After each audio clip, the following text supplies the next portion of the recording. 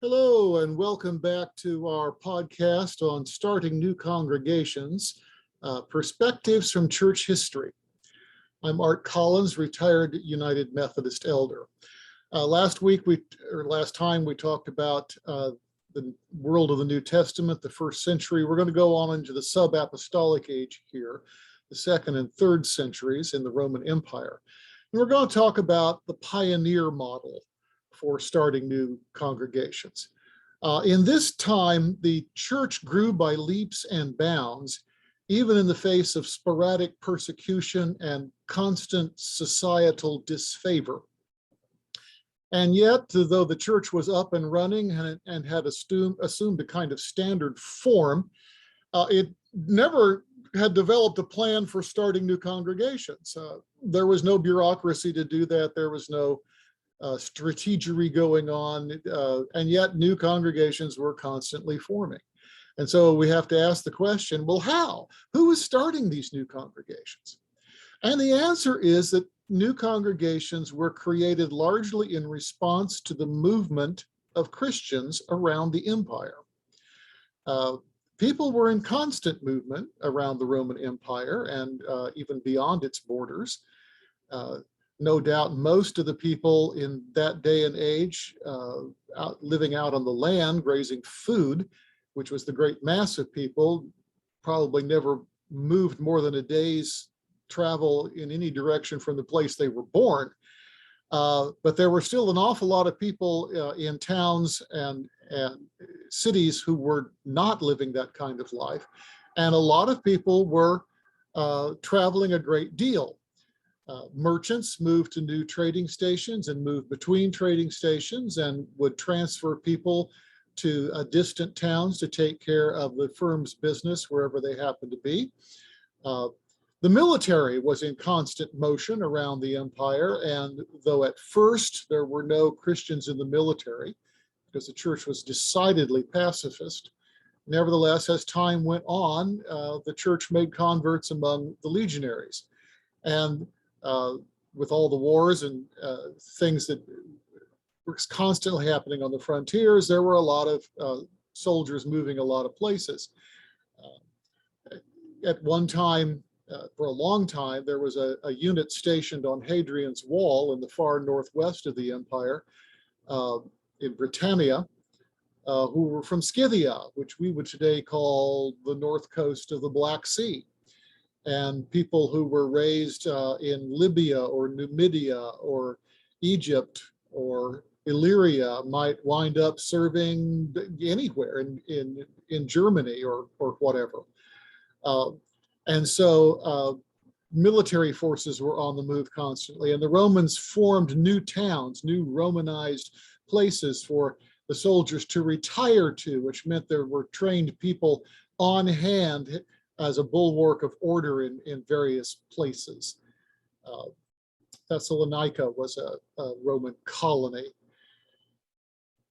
In addition to this, there were people traveling for pleasure, for tourism. Yes, tourism was an industry. There were people who were visiting family. They owned estates here and there, and they would have to go visit them every now and then. And of course, there was a vast traffic in and movement of people who were enslaved.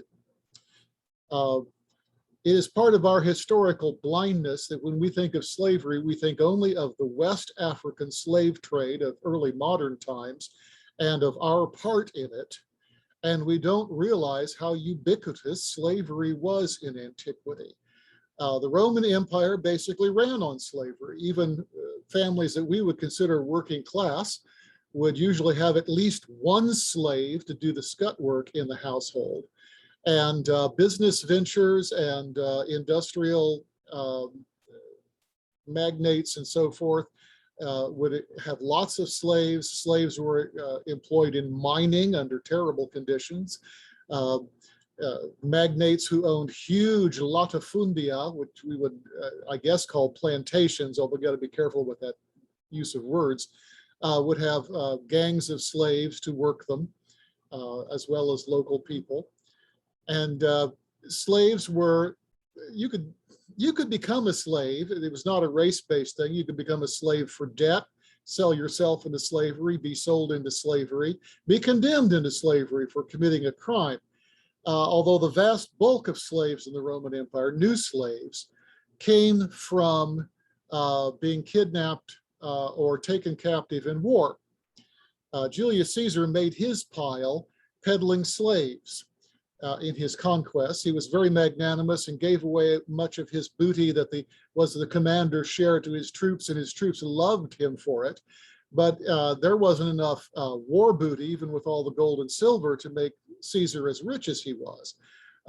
It was the commander's prerogative to sell captives. And Caesar sold whole tribes into captivity and became massively wealthy doing it. The great slave depot of the Mediterranean world was on the island of Delos.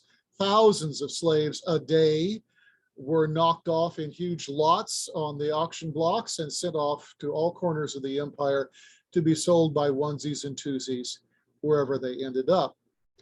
And if you were already a Christian or became a Christian in captivity and got sold to another part of the empire, well, there you were. And Christianity tended to appeal especially to the lower classes in the empire, and that included slaves.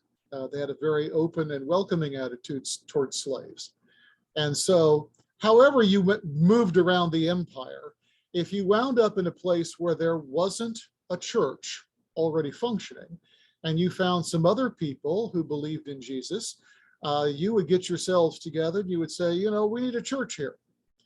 And the way you would typically form that church, besides identifying you and me and those guys over there, is you would send back up the line to the next town where there was a church, and you would ask that church to send you a bishop.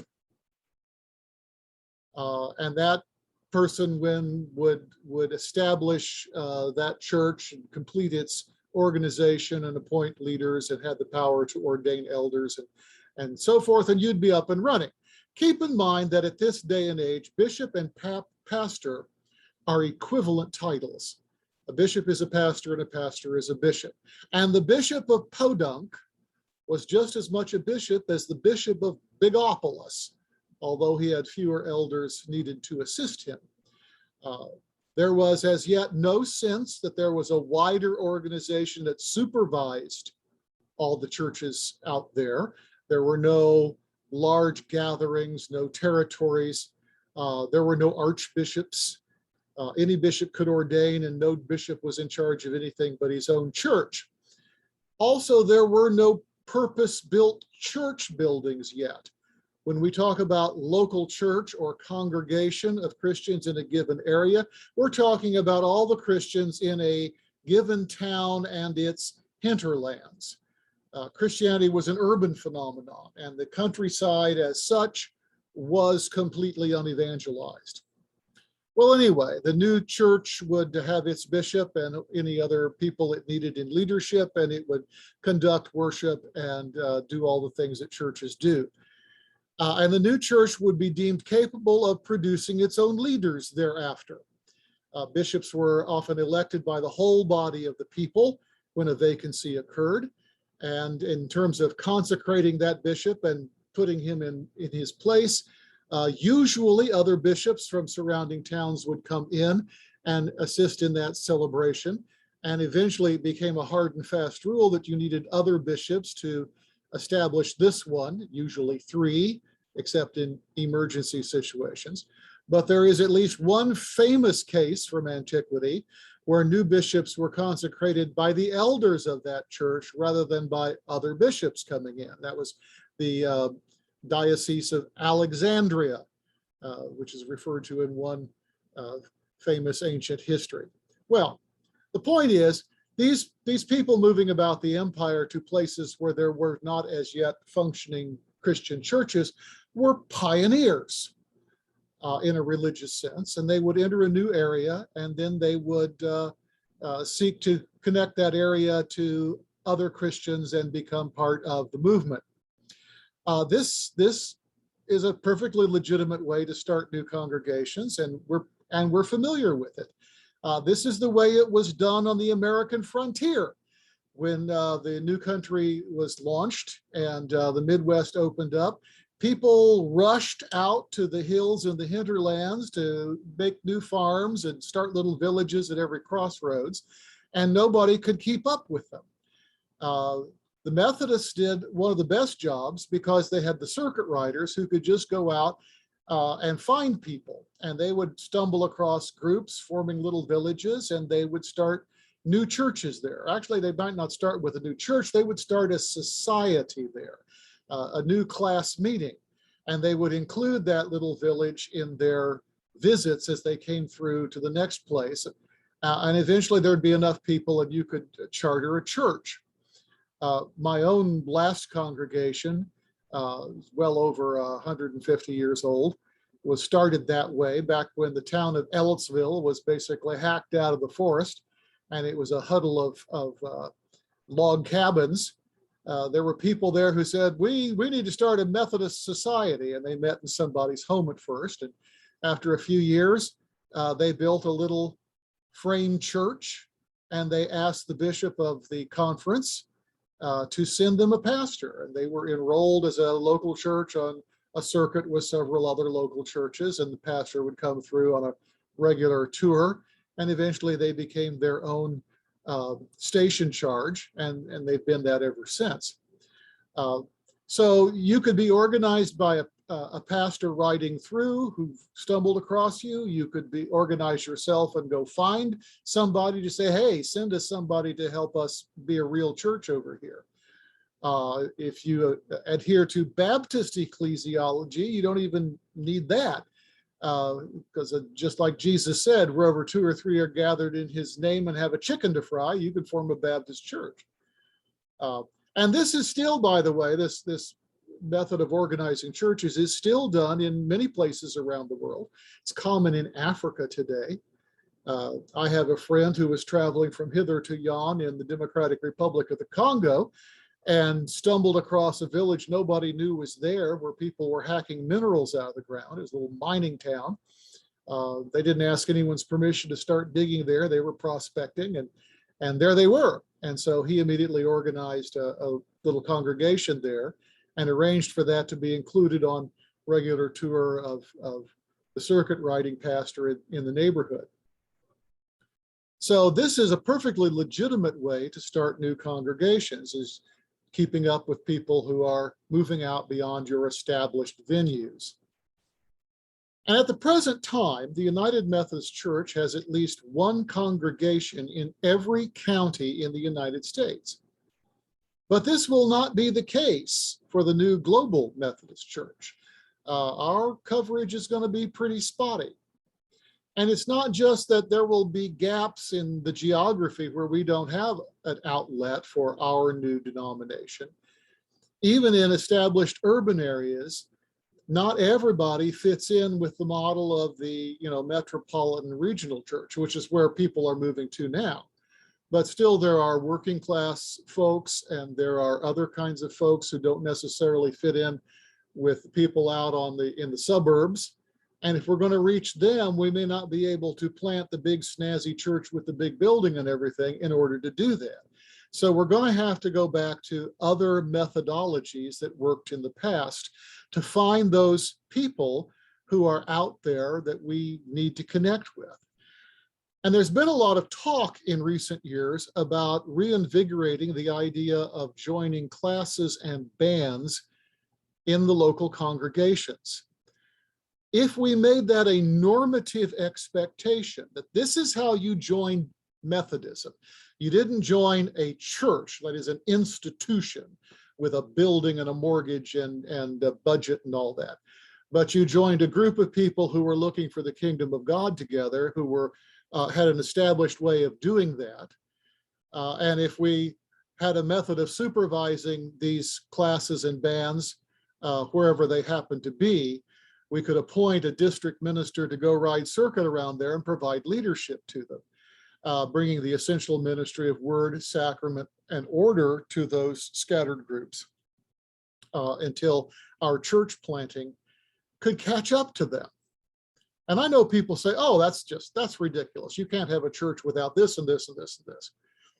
But you know, there are lots of organizations that operate that way, not religious organizations. The Boy Scouts operate that way. The local Cub Pack or Scout troop has maybe a dozen, 2 dozen people in it, and they're capable of doing all the things that Scouts need to do, although they're part of a larger district and council that provides training and enrichment and bigger experiences. For that matter, service clubs like the local Kiwanians. I mean, a Kiwanis club meeting once a week has a set form for doing so, and people are very loyal to doing that, and sometimes more loyal to making sure they get ticked off for having attended their service club when they're out of town than they are going to church when they're out of town. Let the truth be known. So there are ways to do this, and the pioneer model, where you have little groups starting themselves or being started by somebody else and being serviced by someone who is delegated to do that, is a perfectly legitimate way to start new congregations, and a very ancient one. Well, tune in with us next time as we continue this series of conversations on starting new congregations, perspectives from church history.